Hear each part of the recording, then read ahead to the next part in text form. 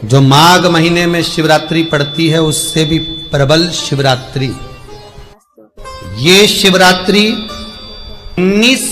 19 वर्ष के 2 बार गैप करने के बाद 183 वर्ष के बाद आएगा और 183 वर्ष के बाद फिर इसमें की शिवरात्रि प्राप्त होगी। और 183 वर्ष किसने देखे?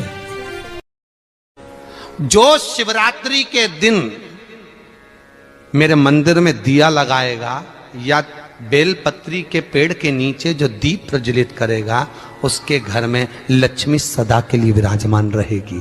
जीवन में अगर बहुत तकलीफ है, बहुत कष्ट है, आपको पहले भी कहा फिर कहते हैं, शिवरात्रि पड़ेगी।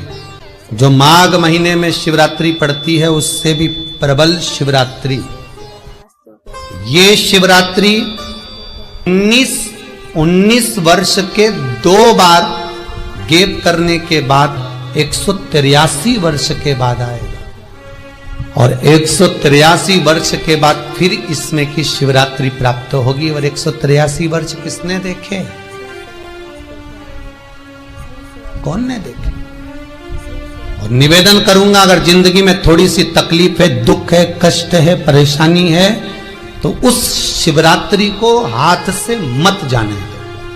पहली शिवरात्रि को आपको पहले भी कहा कि क्या क्या वस्तु भगवान शंकर को हम रात्रि के समय पर चढ़ा दें जिससे हमारा रोग समाप्त हो जाए, हमारी बीमारी समाप्त हो जाए, हमारे जीवन में सुख समृद्धि लक्ष्मी आ जाए। वो समर्पण का भाव। और शिवरात्रि आने में देरी है और आपके जीवन में बहुत कष्ट है, बहुत कष्ट। महाराज 5 कमलगट्टे, 5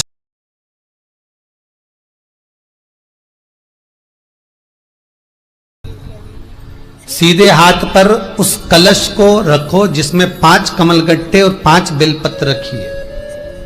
श्री शिवाय नमस्तुभ्यम शिव महापुराण का मूल मंत्र है, जैसे भागवत का मूल मंत्र है ओम नमो भगवते वासुदेवाय।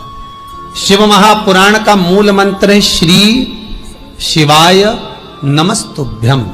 इस मंत्र का 5 बार स्मरण कर कर आपको जो तकलीफ है उसको हृदय चित्त से धरकर मस्तक से कलश को लगाकर किसी एकांतेश्वर महादेव पर, एकांतेश्वर महादेव मतलब अपने गांव से, नगर से, शहर से जो बाहर खेड़े में हो, बिल्कुल बाहर, जिस शिवलिंग पर कोई पूजन करने ना जाता हो, एकांत में बैठे हो, जंगल में बैठे हो, कहीं किसी वृक्ष के नीचे विराजमान हो, ऐसे एकांतेश्वर महादेव पर अपनी कामना कर कर वो जल समर्पित कर दो। 1 बेलपत्र, 1 कमलगट्टा उठाकर अपने घर पर लेकर आ जाओ। जो तकलीफ बहुत ज्यादा हो रही है 5 दिन में आपको मालूम पड़ जाएगा, 5 दिन में अंतर आ जाएगा। शिव का अनुमोदन करो, शंकर का स्मरण करो। महाराज 183 वर्ष के बाद वापिस आएगा योग। ये योग पहले मिल जाता 19 वर्ष में, पर अब मिलेगा 183 वर्ष।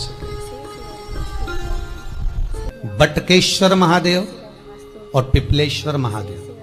पिपलेश्वर महादेव जिस जगह पर दधीची ऋषि की धर्म पत्नी सुवार्च के सम्मुख में दधीची ऋषि के प्राण देवता ले लेते हैं, अस्थियों का कंकाल हो जाते हैं दधीची बाबा। उनकी धर्म पत्नी रोती हुई अपने पेट पर पत्थर मारती है गर्भ को नष्ट करने के लिए।